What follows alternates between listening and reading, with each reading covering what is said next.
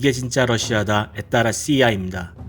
지난번 영상에서 러시아를 핵무기를 가진 사우디아라비아라고 폄하하는 사람들이 있다고 말씀드렸는데요. 지난 3월 6일 오스트리아 빈에서 열린 오펙 플러스 회의에서 석유 추가 감산 합의가 러시아의 반대로 실패하고서 러시아와 사우디아라비아가 세게 한판 붙은 양상입니다. 감산 협상을 주도했던 세계 최대 원유 수출국 사우디아라비아는 4월부터 산유량을 하루 1230만 배럴로 늘리겠다고 발표했고, 여기에 러시아도 현재 하루 산유량인 1130만 배럴에서 필요하다면 50만 배럴을 추가 증산할 수 있다고 맞불을 놓았습니다. 누가 먼저 겁쟁이처럼 핸들을 돌리는지 보라는 식으로 사우디와 러시아가 치킨 게임을 벌이고 있는데요. 이로 인해 국제유가는 30달러 이하로 곤두박질 쳤고, 1월 초 60루블대 초반이었던 러시아 루블 환율은 약 20%가량 오르면서 70루블을 뚫었습니다. 이렇게 루블화 가치가 급락하자 러시아가 견딜 수 있겠나 라는 우려 섞인 목소리도 들리고 있습니다. 2014년 15년 크림 사태로 경제 제재가 가해지고 쉘 혁명으로 인한 저유가까지 겹치면서 러시아 경제가 큰 어려움을 겪었기 때문입니다. 그러나 러시아 정부는 지금의 러시아는 5년 전 러시아가 아니다 라고 이야기하면서 사우디아라비아와의 기싸움에서 자신감을 드러내고 있습니다. 그 자신감의 배경에는 먼저 저유가에 대한 러시아 정부의 대응 능력이 좋아졌기 때문입니다. 이는 외환보유고를 통해 알 수 있는데요. 러시아의 외환보유고는 2월 말 현재 5,700억 달러입니다. 러시아 전체 GDP의 32%에 달합니다. 우리나라가 작년 외환보유액이 4,088억 달러로 사상 최대치라 했는데 이보다 많은 규모입니다. 2015년대에는 급락하는 유가와 함께 외환보유고가 급감하면서 환율 방어에 실패했는데요. 지금의 외환보유고는 웬만한 단기 환율 하락에는 대처가 가능한 빵빵한 수준입니다. 여기에다 작년 12월 법률이 개정되면서 러시아 정부가 국부펀드를 사용할 수 있는 길이 열렸습니다.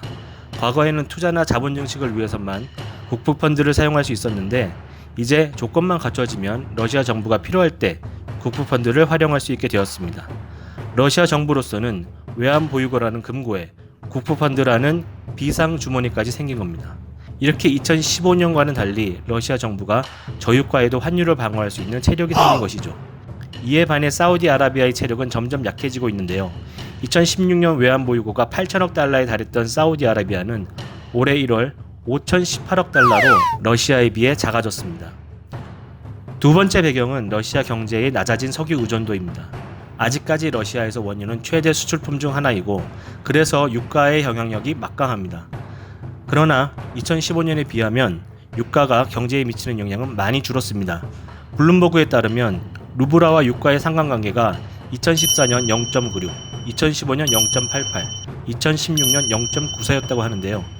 이를 쉽게 말하면 유가가 떨어지면 바로 루블화 가치가 하락하고, 이로 인해 수입 상품 가격이 상승하고, 그렇게 되면 공산품 대부분을 수입했던 러시아 경제는 숨을 가쁘게 쉬었던 것입니다. 그런데 2017년부터 이 상관관계가 작아졌습니다. 2017년 0.06으로 크게 낮아지고 2019년도에는 0.3을 기록했습니다. 이제는 유가 좀 떨어졌다고 러시아 경제가 산소호흡기를 차지는 않는다는 겁니다. 이것은 러시아가 자국 제조업 육성을 강하게 추진하면서 비석유 분야로 산업이 다각화되었기 때문입니다. 2019년 러시아 정부가 석유와 천연가스로 벌어들인 수입은 전체 수입의 39.3%였는데요. 2014년 51.3%에 비하면 무려 12%포인트나 낮아졌습니다. 반면 사우디아라비아는 과거 90%를 넘겼던 석유 부분이 낮아졌다고는 하지만 67.5%로 여전히 높습니다.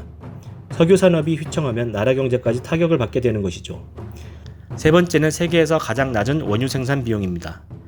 러시아 최대 석유 회사인 로스네프치에 따르면 평균 생산 비용이 배럴당 3.8달러라고 합니다. 여기에 로스네프치가 주로 수출하는 유럽 시장을 기준으로 운송 비용과 기타 비용을 고려해도 배럴당 15달러는 절대 넘지 않을 것이라고 합니다. 파이프로 수출하다 보니 운송 비용이 저렴하기 때문입니다. 사우디아라비아도 생산 비용이 매우 낮다고 알려져 있습니다. 국영 석유 회사인 아람코에 따르면 평균 생산 비용은 약 2.8달러입니다. 그러나 석유를 수출하기 위해서는 선박을 이용해야 하는 사우디아라비아로서는 운송 비용이 만만치 않습니다. 게다가 국제유가가 내리면 주문량이 많아져 운송비가 올라가는 구조라 사우디아라비아는 더욱 남는 장사가 어려워집니다. 미국의 셰일가스는 배럴당 40달러는 넘어야 채산정이 맞다고 하니 러시아가 이 가격으로 6개월 이상 유지되면 러시아만 살아남을 것이라고 이야기하는 것도 허세는 아닌 듯 보입니다. 이렇게 러시아는 막강한 외환 보유고로 외부 공격에 버틸 체력도 길렀고 비석유 분야 육성으로 무기가 다양화된 데다 낮은 생산 비용으로 지구력까지 탄탄하니 이번 참에 세계 석유 시장 주도권을 한번 잡아보려 할 것 같습니다.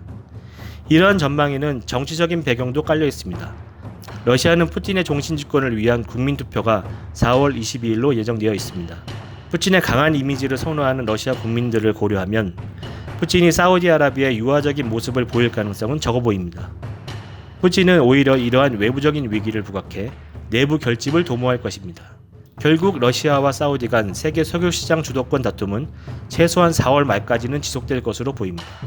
이런 상황에서 러시아가 어떻게 치고 나갈지, 사우디는 어떻게 대응할지, 셰일가스 운명이 달린 미국은 어떤 자세를 취할지 꽤나 흥미진진할 것 같습니다. 이상 에따라시아였습니다. 진짜 러시아를 알고 싶다면 구독, 영상이 마음에 드셨다면 좋아요를 부탁합니다.